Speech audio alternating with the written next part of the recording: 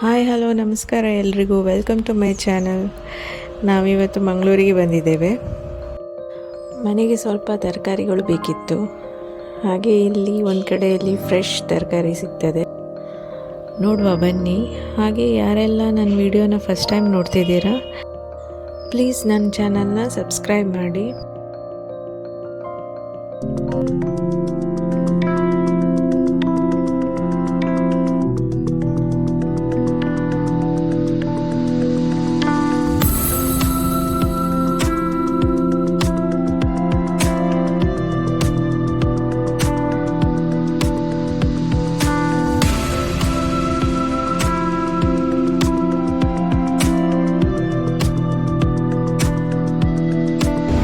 Hi ವೀಕ್ಷಕರೇ, ಇವತ್ತು ನಾವು ಮಂಗಳೂರಿಗೆ ಬಂದಿದ್ದೇವೆ.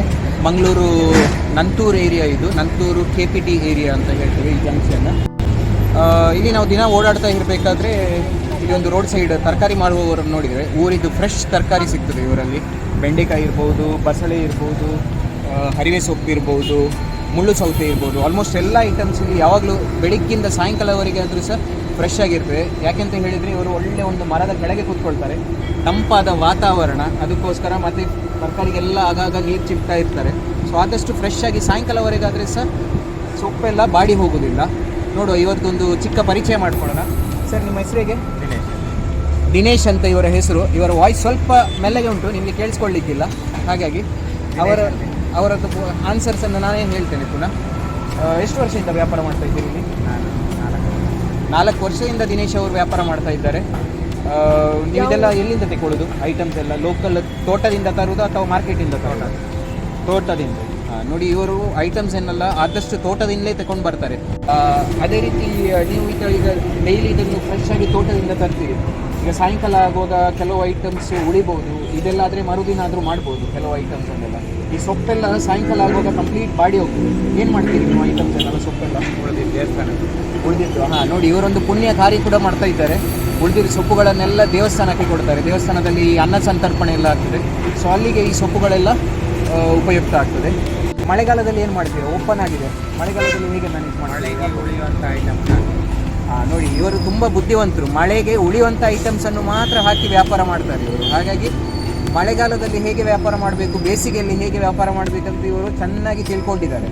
ಸೊ ಹಾಗಾಗಿ ಅಷ್ಟೊಂದು ವ್ಯಾಪಾರ ಮಾಡ್ತಾ ಇದ್ದಾರೆ. ನೋಡಿ, ನೆಲಕಡಲೆ ಐಟಮ್ಸ್ ಇವರಲ್ಲಿ ಸಿಗ್ತದೆ.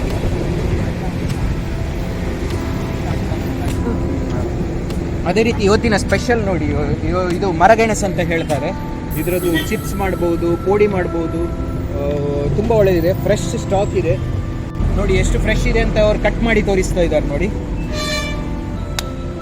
ನೋಡಿ ಎಷ್ಟು ಫ್ರೆಶ್ ವೈಟ್ ಆಗಿದೆ ಅಂದರೆ ಅಷ್ಟೇ ಫ್ರೆಶ್ ಆಗಿದೆ ಅಂತ. ಫ್ರೆಶ್ ಇಲ್ಲಾದರೆ ಇದರ ಕಲರ್ ಸ್ವಲ್ಪ ಫೇಡ್ ಆಗ್ತದೆ, ಬ್ಲ್ಯಾಕ್ ಆಗಿರ್ತದೆ. ಸೊ ಸಾಧ್ಯವಾದಷ್ಟು ನೀವು ಆಚೆ ಈಚೆ ಈ KPT ಏರಿಯಾದಲ್ಲಿ ಓಡಾಡಬೇಕಾದ್ರೆ ಬನ್ನಿ, ದಿನೇಶ್ ಅಣ್ಣನವರಲ್ಲಿ ವ್ಯಾಪಾರ ಮಾಡಿ, ಅವರಿಗೆ ಆದಷ್ಟು ಸಪೋರ್ಟ್ ಮಾಡಿ. ಮತ್ತು ಮುಖ್ಯವಾಗಿ ನಾನು ಏನು ಕೇಳ್ಕೊಳ್ಳೋದಂತ ಹೇಳಿದರೆ, ಇಲ್ಲಿ ವ್ಯಾಪಾರ ಮಾಡಬೇಕಾದ್ರೆ ಚರ್ಚೆ ಮಾಡಬೇಡಿ ರೇಟ್ಗೋಸ್ಕರ. ಯಾಕೆಂದರೆ ನಾವು ಚರ್ಚೆ ಮಾಡುವಂಥದ್ದು ರೋಡ್ ಸೈಡ್ ವೆಂಡರ್ಸ್ನವರಲ್ಲಿ ಮಾತ್ರ. ನಾವು ದೊಡ್ಡ ದೊಡ್ಡ ಶಾಪಿಂಗ್ ಮಾಲಿಗೆ ಹೋದರೆ ನಾವಲ್ಲಿ ಇದೇ ತರಕಾರಿಯನ್ನು ತಗೊಂಡ್ರೆ ನಾವು ಅಲ್ಲಿ ಚರ್ಚೆ ಮಾಡೋದಿಲ್ಲ. ಅವರು ಹಾಕಿದಷ್ಟು ರೇಟಿಗೆ ನಾವು ಪರ್ಚೇಸ್ ಮಾಡಿ ಮನೆಗೆ ತಗೊಂಡು ಬರ್ತೇವೆ. ನಾವು ಜನರು ಏನಂತ ಹೇಳಿದರೆ ರೋಡ್ ಸೈಡ್ ವೆಂಡರ್ ಅಂತ ಹೇಳಿದ ತಕ್ಷಣ ಅವರಲ್ಲಿ ನಾವು ಚರ್ಚೆ ಮಾಡ್ತೇವೆ. ಅಂಥವರನ್ನು ದಯವಿಟ್ಟು ಯಾವಾಗಲೂ ನೀವು ಚರ್ಚೆ ಮಾಡಬೇಡಿ.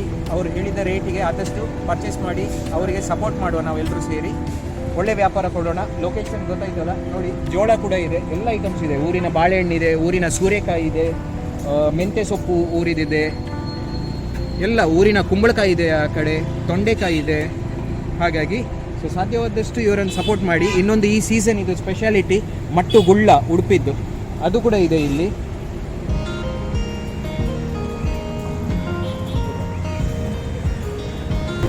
ಆಗಲಿ ವೀಕ್ಷಕರೇ, ನಾವು ಈಗಾಗಲೇ ಇವರದ್ದು ಇಂಟ್ರೊಡಕ್ಷನ್ ಕೊಟ್ಟಿದ್ದೇವೆ. KPT ಜಂಕ್ಷನ್, ಆ ಕಡೆ ಗ್ರೀನ್ ಪಾರ್ಕ್ ರೆಸ್ಟೋರೆಂಟ್ ಅಂತ ಇದೆ, ಅದರ ಅಪೋಸಿಟ್ ಈ ಜಂಕ್ಷನಲ್ಲೇ ಇದೆ ಇವರು. ಇಲ್ಲೊಂದು ಜೈ ಹನುಮಾನ್ ಶಾಲಾ ಮಂದಿರ ಅಂತ ಕನ್ಸ್ಟ್ರಕ್ಷನ್ ಆಗ್ತಾ ಇದೆ, ಇದು ನಿಮಗೆ ಲ್ಯಾಂಡ್ ಮಾರ್ಕ್. ಸೊ ಆ ಕಡೆ ಈ ಕಡೆ ಹೋಗಬೇಕಾದ್ರೆ ಸಾಧ್ಯವಾದಷ್ಟು ಮಂಗಳೂರು ವಾಸಿಗರು ಇವರಲ್ಲಿ ತರಕಾರಿಯನ್ನು ಪರ್ಚೇಸ್ ಮಾಡಿ ಇವರಿಗೆ ಸಪೋರ್ಟ್ ಮಾಡುವ. ಆಗಲಿ ದಿನೇಶ್ ಅವರೇ, ನಿಮಗೆ ಒಳ್ಳೆಯದಾಗಲಿ. ಆಲ್ ದ ವೆರಿ ಬೆಸ್ಟ್ ನಿಮಗೆ ಸರ್.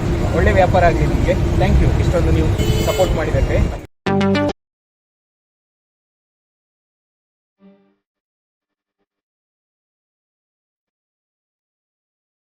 ನೋಡಿದ್ರಲ್ಲ ವೀಕ್ಷಕರೇ, ನಾವು ಮಂಗಳೂರಿಗೆ ಬಂದಾಗೆಲ್ಲ ಇಲ್ಲಿಂದಲೇ ತರಕಾರಿ ತಗೊಳ್ಳೋದು. ಈ ವಿಡಿಯೋ ನಿಮಗೆ ಇಷ್ಟ ಆದರೆ ಲೈಕ್ ಮಾಡಿ, ಶೇರ್ ಮಾಡಿ, ಹಾಗೆ ಕಮೆಂಟ್ ಕೂಡ ಮಾಡಿ. ಓಕೆ ವೀಕ್ಷಕರೇ, ಇನ್ನು ಮುಂದಿನ ವಿಡಿಯೋದಲ್ಲಿ ಸಿಗೋಣ. ಅಲ್ಲಿವರೆಗೂ ಟೇಕ್ ಕೇರ್, ಬಾಯ್.